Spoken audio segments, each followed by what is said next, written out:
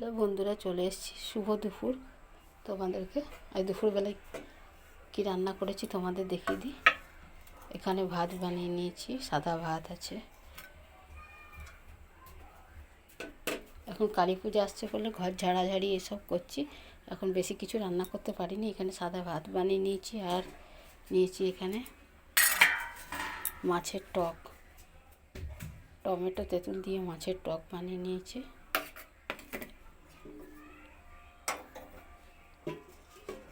আর কি বানিয়েছি চলো দেখাচ্ছি। পালং শাকের তরকারি।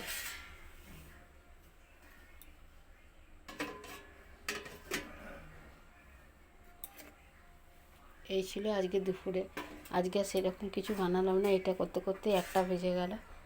আর কি রান্না করব, কখন খাবো আর কখন রান্না করবো যেন, সেই জন্য আজ ডাল টাল কিছু করিনি। আজকে এই ছিল।